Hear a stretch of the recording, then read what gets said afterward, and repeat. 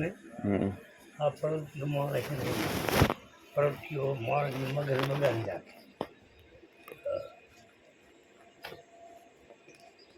હાથ ઇન્દ્રિય છે હાથ. હે હાથ નહીં આયકન ના રહે. નથી કહેતા કે દેવ બડા કે આયકન. આયકન બડા દેવ. હા દેવ બડા ના હોય, આયકન બડા હોય. ના ના ઇન્દ્રિય હાથ હોય. હે ઇન્દ્રિય હાથ હોય. પોસ જાગૃત હોય, હા બે ઊંઘાયેલી હોય. એ થયું. પોસ ઇન્દ્રિય હોય કે નહીં હા એ જાગૃત હોય, હા સઠી ઊંઘાયેલી હોય. હા બરાબર. આવી વાત. હવે ધારો કે આપણે આ બધી પોસ ઇન્દ્રિય કોમ કરે છે, સઠી કોમ કરતી હોય ને આના મગજમાં પહેલાથી ખબર પડી જાય કે આનો શું થવાનું છે, આગળ વર્તન શું થવાનું છે. એ એને પૂછે. ઉદયપુર હા એ સઠી ઇન્દ્રિયની જાગૃત હોય. હા બરાબર ને એની હાથની જાગૃત હોય કે નહીં. ગાચીઓ હશે એવું પાર્ક છે.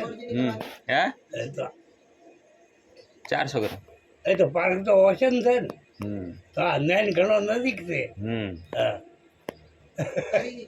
આ બોલતો છે ને આ નાઈન ઘણો નજીક છે કે ખાડા થશો.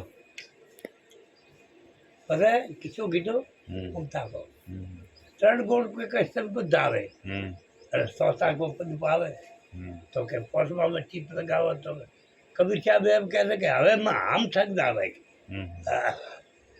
આ પોસમાં જો આ તો મારા બરોબર એના ડેરા કે તો કબીર કથળી કથી દાદી રે 84 જીવન કે કેમ ના આવ્યો એ. ચારી આત્માન પર્થ ક્રાસ કે ધોન. કબીર નું કહેવો પણ હાસો છે. કબીર નું કહેવો એ છે કે ભગવાન એક જ છે. હા તમે બધા જુદા જુદા ભગવાન પૂછો કે નહીં આ નોખો એ નથી. થઈ જાય એ નથી.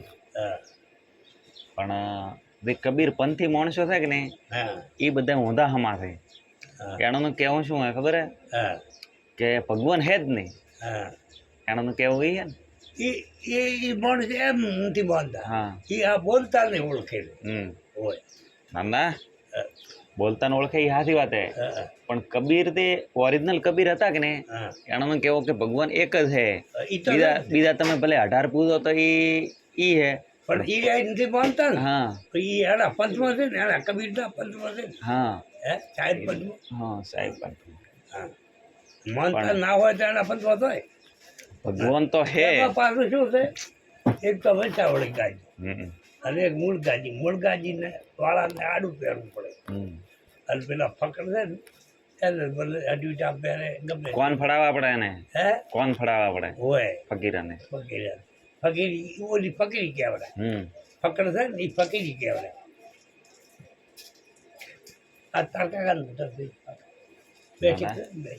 હા રાત દાડાની હા કોઈ નહીં.